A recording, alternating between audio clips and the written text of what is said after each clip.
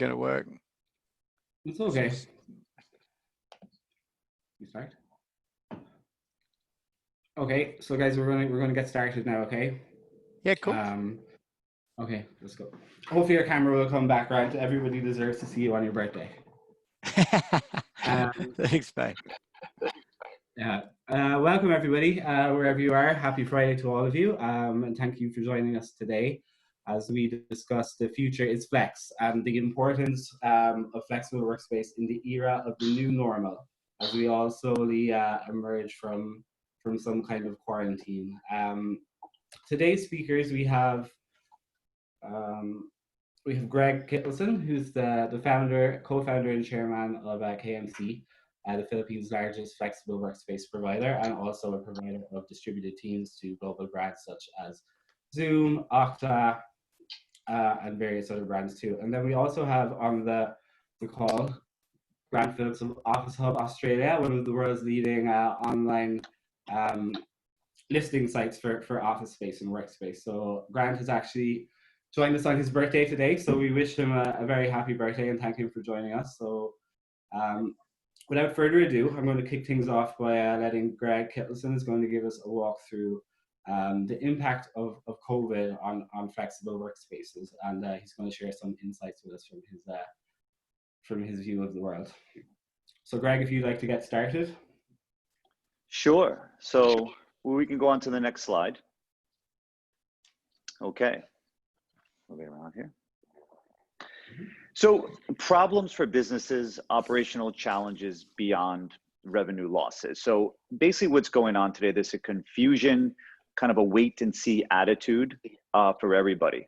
And again, challenges for everybody, from the buildings to the flexible workspace providers, to landlords, to tenants, to businesses. So what businesses are really concerned about now is, of course, ensuring office safety, right? And that's sanitation, air quality, no touch features. So corporate health platforms, companies are looking into as well.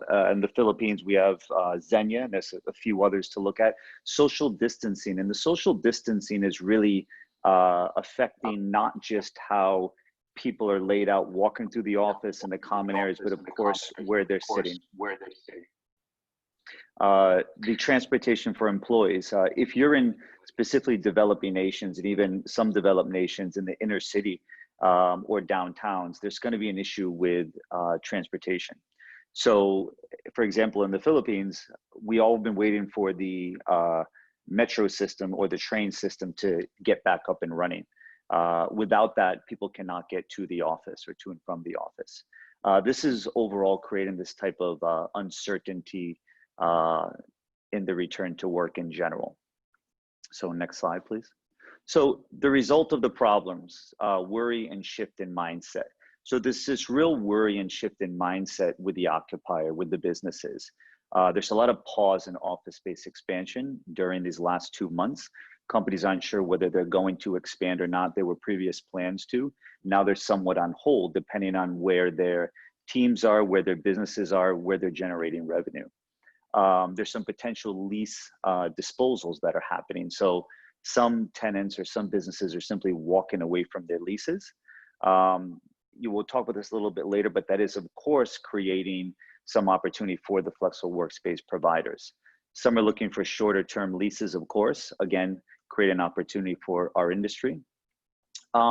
People are now looking at health and people-centric strategies versus space-centric more than ever. Of course, in the flexible workspace providers, they were kind of in the forefront of providing better space, better amenities for the office. Now more than ever, we're focused on that. We're focused on the actual people portion of and keeping them healthy. There are going to be some density and space design changes. Companies are already looking at that. And again, this creates opportunity for the flexible workspace providers, since again, they're at the forefront of that. So next slide, please. So here we go. Like I said before, there's challenges for everybody, and not just the buildings, not just the tenants and the businesses, but again, for the flexible workspace providers. I think if you look at our workspaces and our tenants in our workspaces, a lot of them were forced to work from home. Now, trying to come back to the office is you're dealing with these new uh, building protocols or requirements that the building administrations have put in place. For the example of KMC Solutions in the Philippines, we have 26 locations, and that's, you know, maybe 15 to 18 different owners of these buildings, and they all have different protocols that we have to work with. So of course, the health and safety compliance of not just your office, but the building, maintaining the community is another thing. So it's been quite difficult or challenging to maintain this specifically physical community of the flexible workspace providers, given the fact that there's no events. Luckily, there are a lot of webinars that are taking place on Zoom and other platforms like this one here. But as a result of all of this, again, people were first forced to go work home, and now there is a hesitation to return to work. For example, in the Philippines, we are, have been at 50% return to work under a certain phase or quarantine that we have starting June 1st, Monday.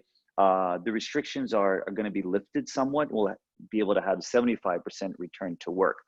But by speaking to the tenants, and not just our tenants, but other companies in the Philippines, whether it's banks or public sector to an extent, but a lot of the private sector, they simply haven't made a decision to return to work Monday, despite the fact that there is the somewhat adequate infrastructure to do so. There is this kind of wait and see happening. They want to make sure that the public transportation is safe. They want to make sure that the public transportation is not overrun with too many people. They also want to make sure that last mile transportation. So ensuring that you have the trains that are going into the city or into the central business districts, but ensuring once they get there, transporting the employees to their actual offices, and that will require buses and cars and other things. So next slide, please. So, kind of going back to this, everybody being forced to go work from home, there have been some challenges there, I think specifically in the developing nation. So there's just been loss of productivity that was taking place or still is taking place. Inadequate workspaces. So some people really don't have the proper desk and chair in order to really get a good 8 hours of work, and in some situations 9 or 10 hours, right? Lack of security and hardware. So you may lack the actual hardware. So a lot of companies weren't able to deploy enough laptops and what have you for all of their employees. And of course, not able to put the security devices on there or security software, considering they didn't think that this was going to happen. There are poor internet connections, throughout the Philippines and other developing nations. And, in some cases in developed nations in the more rural areas, there's a disruption in noise pollution. So if you are in a city, then there are neighbors around you where there is noise pollution outside of your house, but also inside your house, family, dogs. In the case of the Philippines and Indonesia and some other in Vietnam and some other places, there's the disruption of actually roosters. So also the lack of human connection. It's been very difficult to collaborate. Of course, Zoom is great. Google, some of these other platforms they have, but it's really not the same thing of being across from somebody or being in the same conference room as somebody and looking at the expressions on their faces or kind of who talks next. Being able to really collaborate side by side. And of course, the limited social activities. I think a lot of people are used to socializing with one another in the office and collaborating together, being close to one another, sharing stories. That's gone away, at least the physical sense of that. So next slide, please. So all of this at the same time has created opportunity for the flexible workspace providers. So we're able to provide some value to business here. It does create opportunity in the sense that some clients are looking for more space because they have to be more spread out because of the social distancing. And again, that's not just sitting side by side, but really the common areas. So some of these will need actual more space. It's a requirement for their industry. You're going to start to see distributed workforces. So people kind of working what we call near home.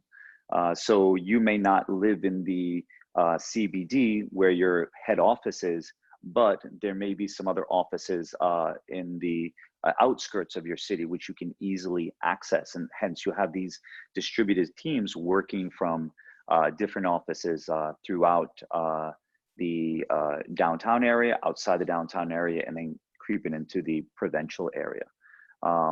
Flexible leasing arrangement. So we were kind of building up to this. More and more companies were looking to reduce their length of their lease, and flexible workspace providers have always offered this opportunity. And as the years went on, this got more and more common. But now more than ever, companies are looking for flexible lease terms. Nobody wants a large office space, specifically in the metro, in a CBD, where they're housing all their employees. They want to be able to scale up, scale down at any time, given this current pandemic and then potential pandemics in the future, and really have their teams distributed around different offices with lease terms they can get in and out of at really any time. Next slide. So, at KMC, luckily, and again, I want to use KMC as an example here. So we have 26 locations, the majority of them, over 20 of them being in Metro Manila, and the majority of them being in the CBDs of Makati, BGC, and Ortigas. But in addition to that, we have this hub and spoke model, which lends to this work near home that I was speaking of. So in places like Clark, Quezon City, Alabang, and Mandaluyong, which is essentially between two central business districts, our clients, employees are able to either work from home, come to the HQ in one of the CBDs, or access one of our co-working space areas, offices that are in the outskirts of these central business districts. So that's really created an opportunity for the flexible workspace providers to build in these provincial areas or outside of these cities. Okay.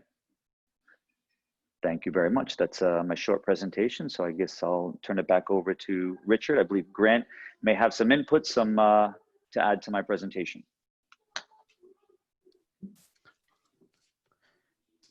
Cool. It's such a difference when you come. Like we, Office Hub operates in 10 countries now. Obviously, prime bulk of our traffic comes out of Australia. We're kind of back to normal. When I hear about roosters coming in for noise pollution, I start realizing how different the world is, right? I'm seeing a lot of different changes where people are coming back. And I think to some extent, and I'll be interested to see what people say, is everyone's focusing on how they rebirth themselves, how they get their spaces changed and tweaked. But I think people need to bunker down and start going, okay, how do we reshape ourselves for the better? And how do we also protect ourselves from the debt that potentially sitting there that you think is secure, but is about to become bad debt? So anyone right now, we seem to be getting reverberation coming back. I don't know if you guys are hearing that, but a little bit, yeah. But I think it's the guys have eliminated it now, so it should be good. Yeah, cool. One of the things Greg mentioned, I think, was the rise of work from home. Like, is that very prominent in Australia? There's more challenges here in the Philippines in terms of infrastructure, but how have people adopted to that in Australia, for example? So throughout Australia, we've got strong NBN, we've got strong internet. Everyone's been working at home. It's been working fine. So in that respect, it's kind of business as usual for what we've been doing here. But it's that whole human interaction. Like for instance, our team, we had them working at home for sort of somewhere around 6 weeks. And then I brought them back in as a group again because our numbers were really low as far as COVID goes. And it's such a different dynamic between having the guys at home and then having that interaction where we're cutting deals, working deals, talking about inquiries, reallocating tasks, activities, whatever it may be, and just the motivation and happiness of the team is totally different. Yeah, I think people miss that connection. And I think you know, whilst the working from home has been an interesting exercise in life for everyone, like, I don't think it works for a lot of people. And I think if you start looking at your audience in the Philippines and a lot of that, it's a different game. Like, people need to have that sort of that call center functionality. There's so much of your space is taken up with that whole on the phone. So yeah, so hence flexible workspace, right? You can have a blended workspace model, for example. You could be or you could act as an ally to certain people who would be able to work from an office part of time, there from home at other times. What were your thoughts on I guess some of the opportunities? Like, have you, I guess you guys in Australia are slightly ahead of us here in the Philippines and other parts of the world. Like, what have you seen any like quick rising opportunities already, or you think you know what, like, my call out for you guys is, I guess we're almost like going into the future here. I looked at our analytics this morning, right? And the J curve from where we were pre-COVID, post-COVID, we're almost back at parity again from January, February, inquiry levels, traffic levels. So hang in there, right? It's happening. It will turn around. The world has not ended. We're not America. We're not looting Target stores, right? Asia Pac's in a good shape. So we're coming in nearly about 95% of traffic. I'm seeing a different audience. I'm seeing analytics as far as looking at Google, looking at traffic on our site. It's coming in with a different audience to what we used to have. They're not as, there's a lot more searching going on, but not as much inquiry. It's interesting. Yeah, I think people are still probably like I said, with the uncertainty, people are still waiting to see how the new normal looks, I guess. So, but I think I think for June, July, August, everything we've lost in the last 2 months, you'll gain it again. I think that everything's going to turn around, and the whole flex market compared to the normal conventional or traditional leasing space, we're in the best space in the world right now. Like, if you're not thinking that you're in an amazing place, then you need to start looking again at where your business is at, because no one wants conventional. Maybe they want that flexible, they need to be nimble, they need to get back into an office, and something on a shorter term furnished solution is the only way to go. Yeah. I think that's what a lot of people are expecting to see. So just to touch on that. Sure. I guess there is a bit of an echo now. I don't know if there's a way we can fix that. So, okay. I do agree with Grant. I think this is a great space to be in, whether you're in a more developed country like Australia or developing country like the Philippines. We at KMC are starting to see a lot more inquiries as well. And some of those are from existing clients, but some are from, not just the business process outsourcing clients, I think, which the Philippines is famous for. But you're starting to see now brick and mortar companies or traditional companies looking at this space in a way that they haven't before. So that's happening here in the Philippines. Now, also looking at what's coming out of Australia, the United States, Northern Europe, and Singapore, a lot of these companies now more than ever are looking for distributed teams. So they want to really decentralize their workforce from one space and spread them out. And I mentioned before that some companies want to spread their teams out or workforce out within a certain geographical area, like in and outside of Metro Manila, the Philippines as a whole. But I think you're starting to see this distributed workforce that's starting to really gain traction here. You're starting to see these American companies wanting to have employees in offices in Asia or Australia, having a co-working space or private office in places like the Philippines or Singapore or what have you. So it's really growing. Kind of going back to what I said before, and Grant touched on it a little bit, was this kind of return to work. You know, first we were waiting for the government to say, okay, it's okay to return to work. Then of course, easing up, which were restrictions on transportation, but still it's a bit of a wait and see with some of the employees and employers. So if you are in a crowded city, you're still waiting for the employer to say, okay, it's completely safe for my employees to go back to work. Again, and they're all not going back immediately, but it'll kind of be stagnated out, if you will, spread out a little bit. Then of course the employee as well, they want to ensure that it's safe to go back to work, which results in the building working very closely with the flexible workspace providers or other people's offices to ensure that safety. So I think the flexible workspace providers are the offices and companies that come up with those corporate health wellness plans, safety plans, and then, you know, aligning with the buildings and their administration lobby experience downstairs are going to be the ones that get their tenants or their employees back to the office faster. Rich, you're on mute.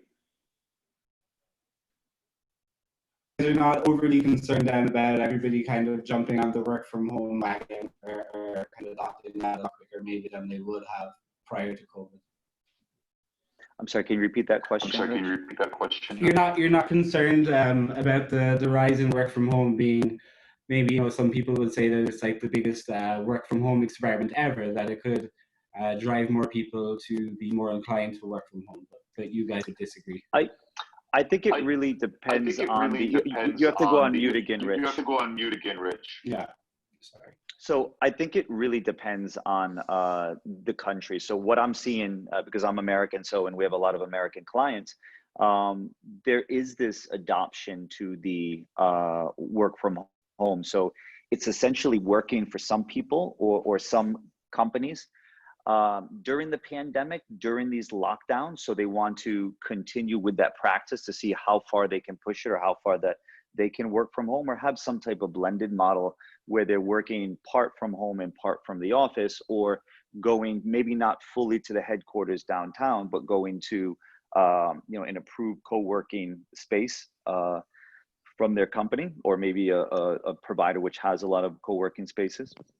But I think it really is a wait and see to see how long this attraction to the work from home sustains, because you have to understand that working from home somewhat has been working for a lot of people, but then again, you didn't have activities outside.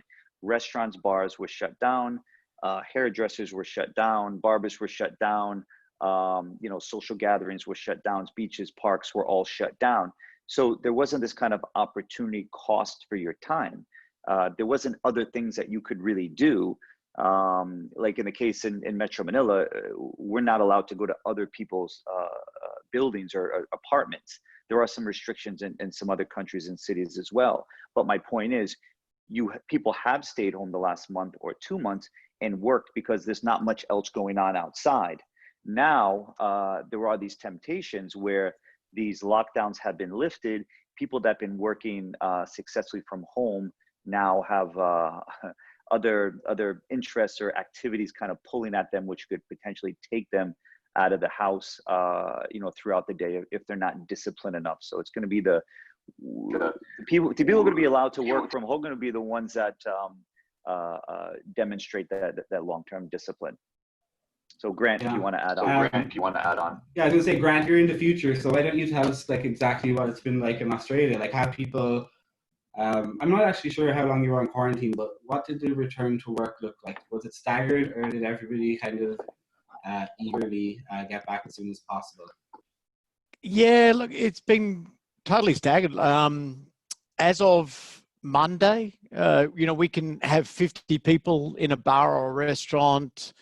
We can have, you know, 30 people at funerals and weddings and those sort of things. We've only had 102 deaths. We've only had 6,000 cases of COVID. In a country as big as Oz, it's a pretty successful deployment. When it comes to the bringing them back, it's the traffic that's going to be interesting, right? Trains, they literally said, okay, you can only have 12 people on a bus. You can only have, like, God, 20% of people on a train. So if I relay it back to where you guys are going to be, if they're going to deploy the same strategy when they do have that return to work, you're not going to be able to get people to work. So right now we're in a real quandary of how do we actually get people to work? So they've said, okay, school children are all back at school. They get preference over to workers. So right now, if a kid's waiting to get on a bus, he gets on before the guy going to work. So people are now just taking the option to work from home. So it's blocked. It's blocked. Yeah, it's kind of blocked. It's kind of blocked. I'm getting the echo back again. It was so good. I nearly got rid of it. It's blocked all of that mechanism of people getting to work. So, and I think what's happening too is the big international, the big corporates, from everyone I'm talking to, they've all said, no, that's it. You have to work from home till the end of the year. So don't be surprised if you've got any clients out there who's part of an international brand, especially American brands. They've all said everyone works from home at the end of the year. I would love to think it's because they've been good blokes. I think it's mostly because of the fact that they're thinking if something goes wrong, they're probably likely to get sued, right? So don't be surprised. International clients like that are probably more likely to play the safe card, stay at home. They're more independent, they're more nimble. The smaller businesses are like, come on, guys, let's get back to work. Let's get on with it. Let's go make some money. Because right now, the next 6 months is money time. Businesses will do really well who are nimble enough, savvy enough to get on with it. They'll get their teams back together. They'll get them into your office. But places like, in Asia, like the Philippines, where traffic's, a train wreck at the best of times, they can be on the road to get there, but then they've got to drive, they've got to park, they've got to have a car from day one. I don't know, man. It could be interesting. Like Australia, this week was kind of a fairly normal week. Schools went back this week full time. It was still pretty quiet on the road. So there's a lot of people who are still working from home. Most of my friends who are working in, senior roles, corporate companies, big companies, have all said you can't come back to work. And a majority of that too is because they're running on an issue too, because in Australia they said you can't do hot desking as well. Oh, wow. Right. Hey, I worked it out. Rich, when you unmute yourself, I echo. Now I'm back. There you go. So at the end of the day, it may be the same. Australia's turned around and said that there's no hot desking anymore. So effectively, within the actual workspace itself, sharing a desk is a no-go zone. Now, could that be a recipe for what's rolled out across the world? I got to say, I reckon it is. People will look at Australia as a benchmark and go, what worked? Then they'll also look at what's been happening as a safe measure.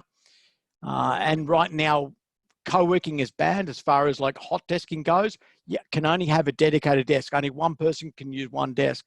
So your big enterprises that have been running a flexible arrangement, like your Googles and all that in their head offices, have gone into work from home mode. But I think there's a big upside for the co-working and flex industry, because a lot of these guys are going to have to give these guys a place to work because they can't work from home because of roosters in your case, right? So I think you're going to see inquiries coming in from big A-grade enterprise clients, which are going to spook you out going, well, that's nice. But it's going to be for satellite offices for their teams who can't work from home. There's no space in the office, but they need to park themselves. So if you're in a metro situation, in a suburban co-working space, you are definitely the guy who's going to win here. A lot of traffic we're closing and doing deals with at the moment. And like this month, we'll close nearly 100 deals. Of those deals, 80% of those have been outside the CBD. So it's corporates trying to put their teams back into a play, but they don't want to be stuck in a dense community like the CBD. They stay. Do you think these corporates will adjust to co-working spaces on a longer term basis, even beyond the pandemic, or you think they'll happily return to their kind of HQ traditional office model? I think they're screwed. I think at the end of the day, hey, Rick, when I talk, do you want to, yeah, thanks, buddy. I think what's happened is it's a bit like Coca-Cola, right? You got to get kids drinking Coke early. When they get it, they like it, they get addicted to it. The flex industry is going to be a drug for these guys because at the end of the day, if you space max out what they cost per head count, it's about the same as putting them into a service or a flex space, right?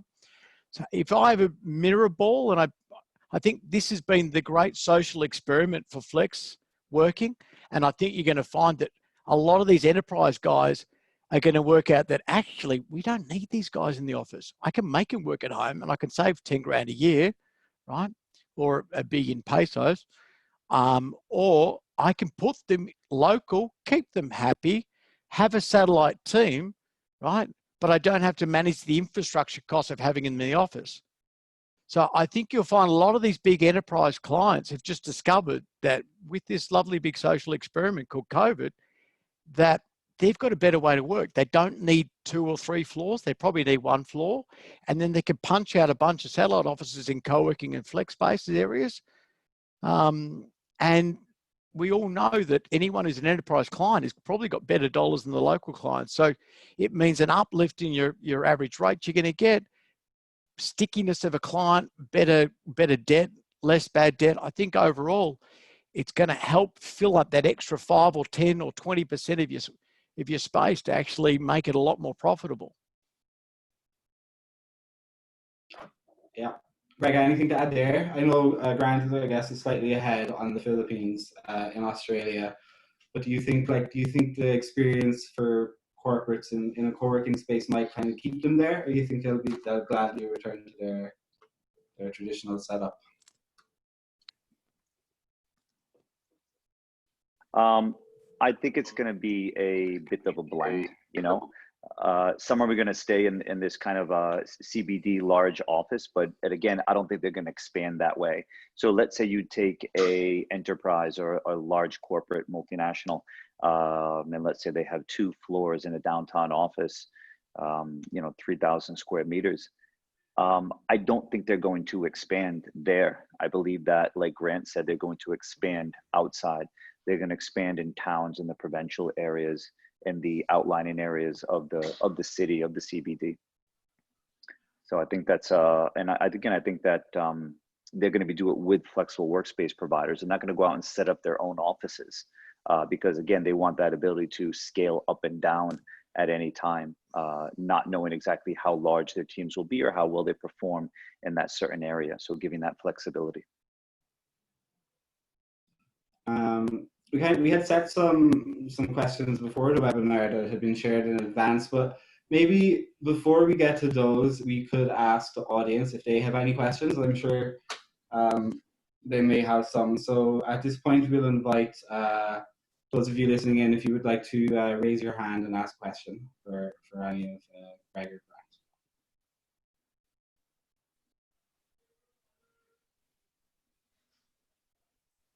Don't be shy.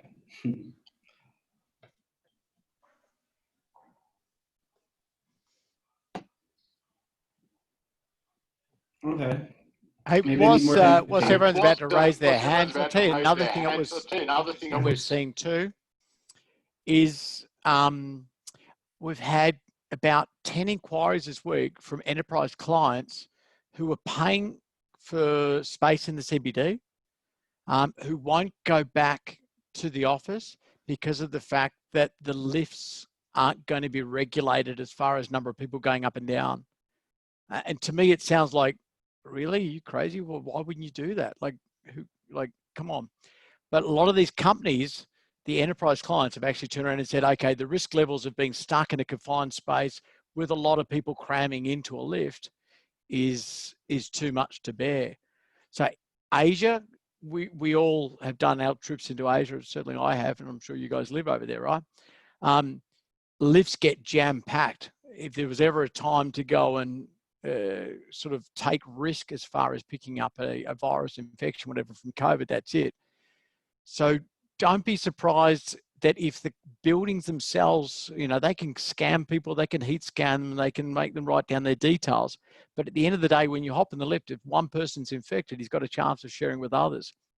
that some of the big enterprise guys may take that as an unacceptable level of risk and still pay for rent in their enterprise space that they're paying, but still bounce into flexible space. So we've got 3 deals that are running at the moment, and you're talking fairly sizable dollars in USD. It's around 10K a month for all of them, where they're prepared to go ahead and pay for a service office for 6 months, continue paying for their conventional space they've got in the city, but leave it empty because of the fact that there's no cure, there's no vaccine for COVID, and they don't want to put their team inside a lift that potentially could be an incubator for disease.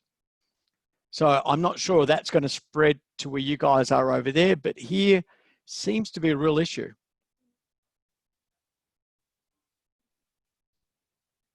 I guess I can just say, Grant, I agree with him.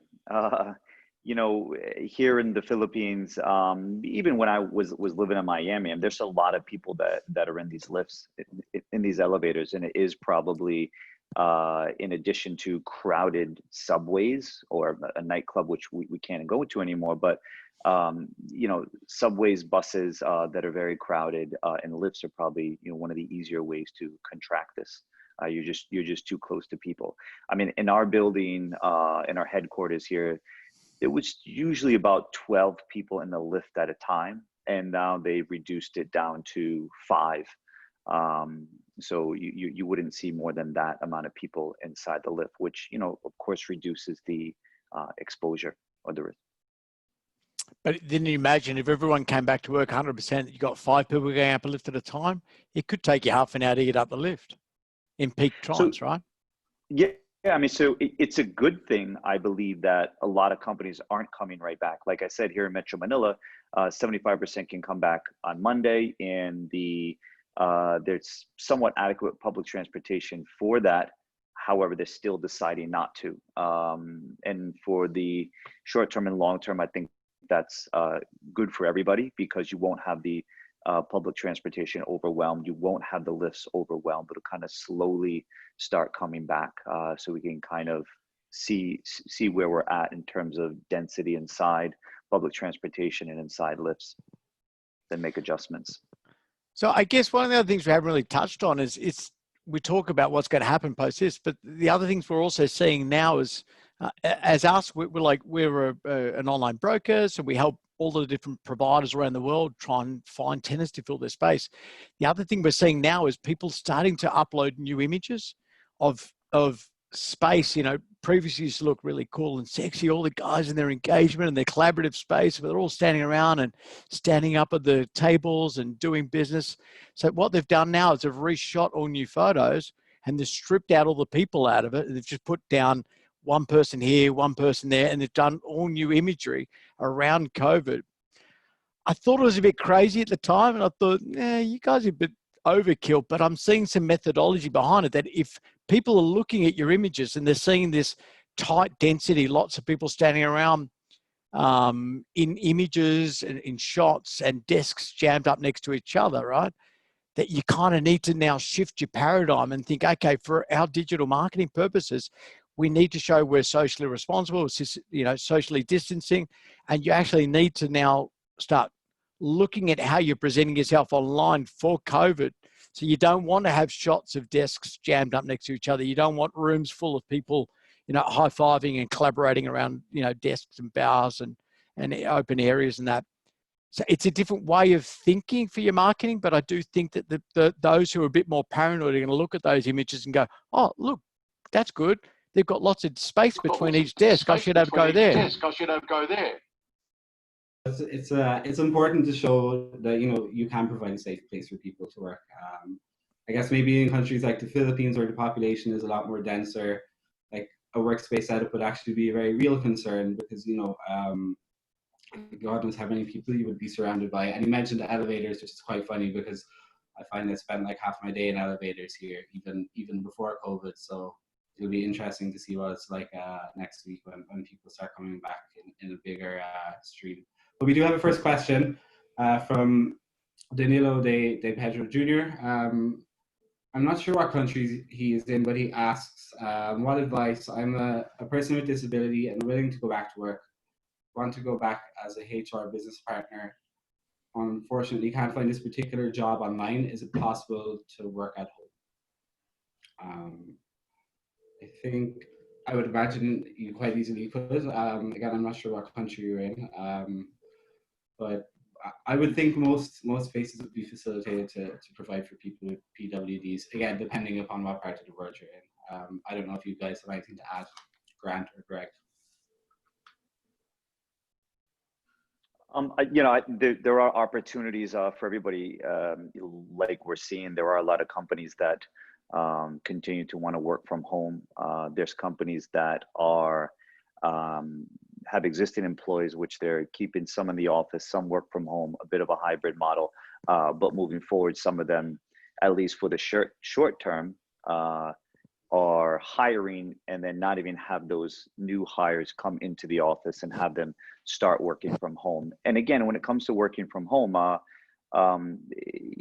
it's really on the employee, as an employer, and, having numerous people working under me, the ones that continuously perform well working from home, they'll somewhat be granted some luxuries of continuously to work from home because they're doing a good job because they're executing. So, Grant, you want to add? Yeah, look, I think at the end of the day, it's what people feel comfortable doing. Like at the end of the day, if you are concerned about your health and your safety and you potentially feel better at home, I think work at home.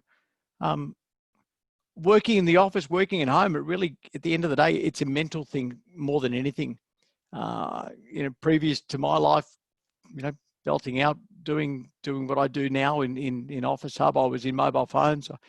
I ran a corporate business, and a lot of it I ran out of the house, right? So I enjoyed that whole transactional thing without the community around me. What I do today is a different game, and I like that whole interaction. I need the people exposure. I need that whole people feel with me. So it's a different game.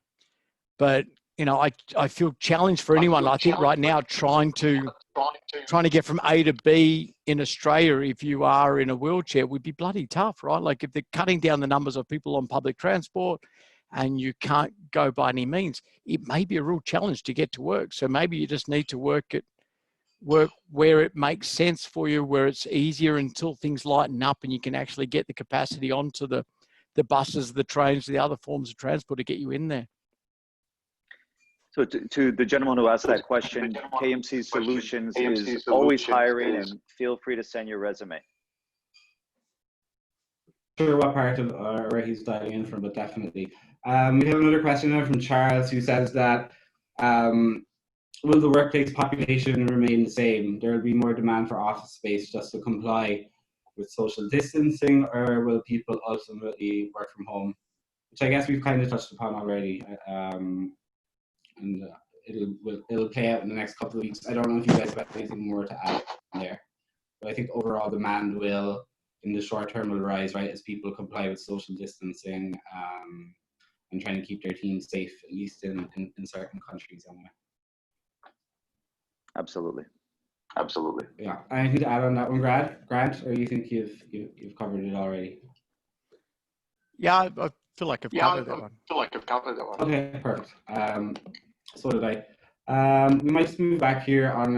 So if you go to the next slide, Pat, I think we've already covered that question as well. Yeah, I guess what do you think the impact of like flexible leasing terms will be for businesses who are trying to recover, especially after the financial impact of COVID, whether they've lost business or they've been paying their overheads with very little incoming revenue? Do you think that would be the big draw for new clients? I can touch on that. If you want to put yourself on mute, thank you. So this has created this very unique situation, and like I said, the world and in general, and now in the commercial real estate industry, whether you are a owner of a space, own the entire building, it is a bit of a wait and see. But I think those are the ones that are going to be affected the most, because you are going to have a lot of, I believe there are going to be some vacancies. You're going to have clients or tenants that do not renew these long-term leases with you, who do not expand, which you thought were going to expand. There's going to be, less people, as Grant and I discussed before, expanding in the CBDs. So I believe they're going to have to give more favorable terms to lessees. So again, there's going to be this shift to the flexible workspace providers, because the flexible workspace providers are the ones that are providing these flexible terms. So if you can get flexible terms with a flexible workspace provider, scale up and down whatever you want, then there's really no reason to stay with a traditional lease and the traditional office space. Grant, do you have anything to add there? Yeah, so much. Guys, I'm Okay. telling you now, I've been watching this little movement going on. So what's been happening is a lot of these guys have been conventional leases. A lot of them have just walked. They might have had, I can't remember if you guys are in meters or feet over there at the moment, right? But like they might have had a whole floor, 1,000 square meters, 10,000 square feet. They've literally walked. They've halved their people capacity. They've halved their team. They've put people on gardening leave or they've terminated them. They're down to half the size.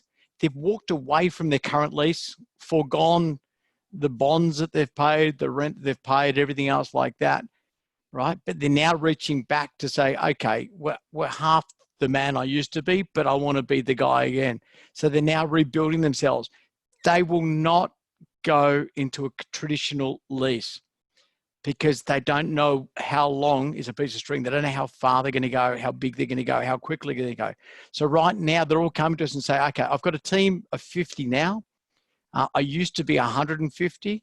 I was in this street, can't be there anymore. I've walked away. We're sorting that out. But I need to get my team back together again. They want to rebuild. They've got good businesses, but they've been belted. So I'm seeing a really interesting game going ahead where we're going to see some really good sticky deals coming in with guys who want flexibility. They want a managed space. They want plug and play. They don't want to commit for more than 6 or 12 months. They're going to start with a sense of urgency. For us, life begins on Monday for us, 1st of June. Probably for you guys, 1st of July. But there's going to be a surge and it's going to be a mad rush going on for people to get in, get space and get settled real quick. So whilst you might be clicking the ticket now on your discounts, all I can say is be really careful about how you're discounting right now, because you don't want to be locking in a 1 or 2 year deal with massive discounts because you're feeling the pain today. Because tomorrow you're going to go, oh crap, we're 90% and I've got half my space paying 50% what we used to charge. So really, really think about what deals you're cutting and think bigger picture and go, right, I'm going to be getting the inquiry. I'm getting the tenants. I'm going to fill the space, but don't go too low. Don't lock in long term. Hit him up month to month, hit him up 3 months, 6 months on a dirty deal. Go low on that, right? And protect yourself. Yeah. Actually, that's an interesting point as well, because obviously co-working globally is a very competitive industry, right? So it would have been forecasted probably at the beginning of this year, there would have been a lot of M&A activity, and probably a lot of the smaller players would have been eaten by the bigger guys anyway. Do you think this is going to have a big effect on the industry as a whole in terms of competition? Obviously, I don't think a lot of the smaller players would survive COVID, like the really small micro ones. But what would be your view on the co-working industry as a result of COVID and competition in particular? You mean competition with other co-working providers? Yeah, so among co-working providers, like how does it shape the industry? Like, have you seen like a lot of co-working providers in Australia who have been struggling, maybe the smaller ones in particular? Yeah, look, I think in essence, the old school guys that were primarily open plan co-working, I think they're toast, right? People want four walls. They want traditional. They want the old daggy co-working with the big, barricades around everyone, like the 60s almost, right? Where they want to have that safety net. And from what I've been talking to with a lot of interior designers and that who I've been sort of, researching with lately, I think that's how it's going to go. I hate to say it, but the open plan, cool, low panel in front of you and open plan, everyone's sitting there, I think is in trouble. I think we're going to have to reshape and rebuild a lot of the space that we're sitting in right now. I think a lot of companies going to say, look, I need a 400 mil wall between each person for safety. It might be perspex, might be whatever. The game's going to change a little bit. I don't know whether the smaller guys are going to die. I think anyone in the metro area, in the outside of the CBD, is going to do real well. I think the guys in the CBD are going to choke a little bit. But the one thing that I've seen here, which is really interesting, is the co-working providers that have shown a lot of arrogance, that haven't shown a lot of empathy, haven't shown a lot of passion for trying to work with the struggling tenants out there. The exodus coming out of there is next level, right? So we've seen a lot of big clients that we've put into space, like passionately saying, get me out of here. I don't care. They can have my bond. I'm gone, right? And that's kind of like an interesting phase of how you manage that relationship. On social, they're getting slammed, right? And on their bottom line, they're getting slammed because these guys said, mate, I signed a 12-month deal. I only moved in March. They gave me no reprieve. I'm out of there. They can have a bond. I'm going. And we all know in this industry, not a lot of people sue people for money. They just take your bond and they move on. So they're getting more savvy around that. So show some empathy, sit in front of them, talk through, go through their P&L, look at what their financials look like. If they really have suffered, think logically before you kick them out, right? And try and give them some rent reprieve. So at least you can hang on to them. When things return, they'll stay around. You may backfill it, at least give them the first right of refusal. If you've got someone to take the space, give them a first right of refusal to take it. If you don't, then just keep them ticking on. Keep that little, it's like going fishing, throw the net out, keep the hook in there, reel them in bit by bit, because something's better than nothing. So I'll go ahead and expand on that a little bit. It's been somewhat difficult for the flexible workspace providers in this pandemic because we're somewhat sandwiched or pitted between the landlords and the tenants. And, a lot of the landlords, Australia might be a little bit different, but a lot of the landlords here were not willing to give concessions to their tenants and more specifically to flexible workspace providers. On the other hand, you have your tenant members or clients asking for discounts or some type of concession, but your expenses are still the same. Our expenses as flexible workspace providers are still the same. We still have the same rent. We still have the same internet bills, which are very high in the Philippines. Yes, if people aren't using the sites, then you are going to get a slight reduction in the utilities, which electricity is expensive here in the Philippines. But given the fact that our sites are accessed 24/7, a lot of those utility expenses are still there. So it did put the flexible workspace provider in a tough spot. So, regarding who is going to survive this in terms of flexible workspace providers, I think it's a lot easier to survive this if you have a larger established clients and if you have a good relationship with them. So the multinationals that we've had, which is quite a lot. I mean, a lot of the makeup of our client base are enterprise clients, larger companies.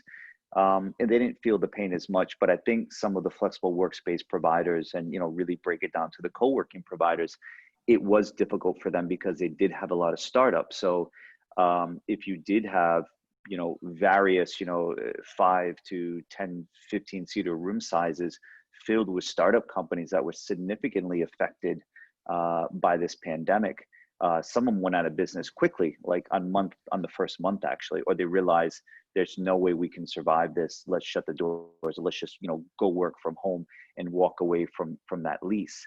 Now, hopefully those startup companies can, rebuild quickly and they'll be in need of flexible workspace or co-working space moving forward. But if again, if you're a flexible workspace provider that focuses on startups and smaller companies, I think it was this experience was a lot more difficult compared to the larger providers that had larger clients. And the other thing is, being in constant communication with your clients.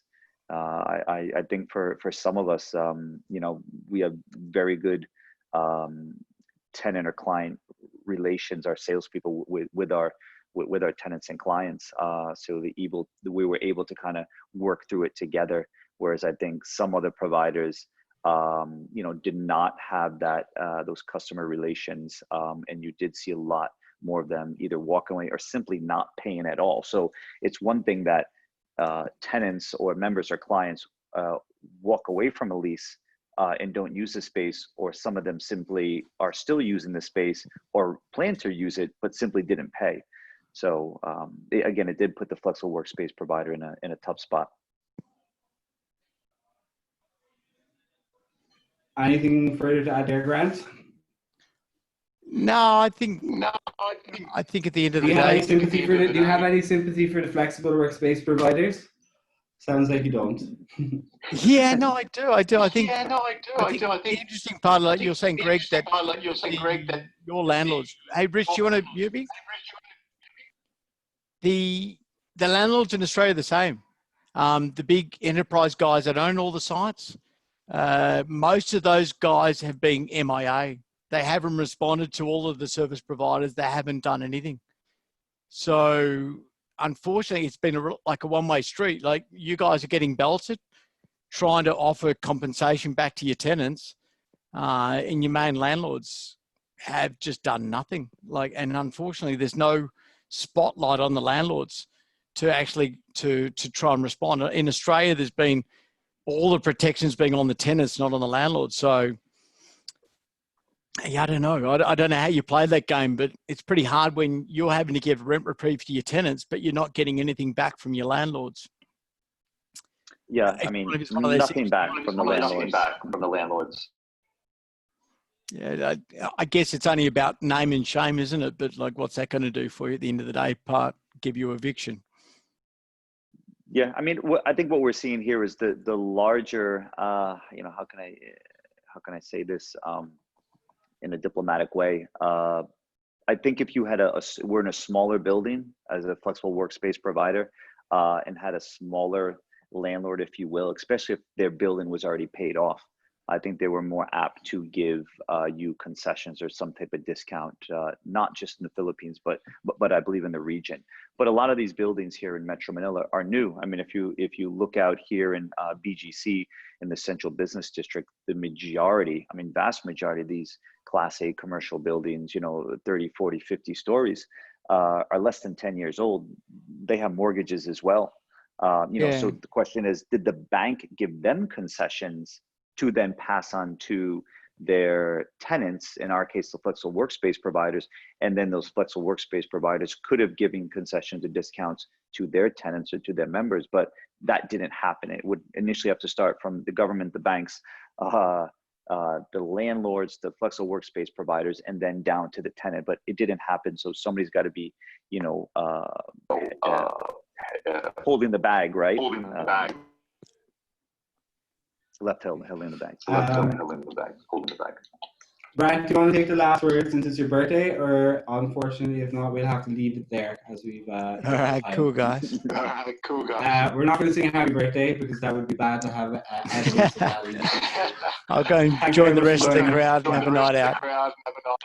Yeah, cheers. Thank you very much, boys. Greg and Grant, and thanks to everyone else for listening in as well. Thanks so much. Hope you enjoyed it. Thank you for having me.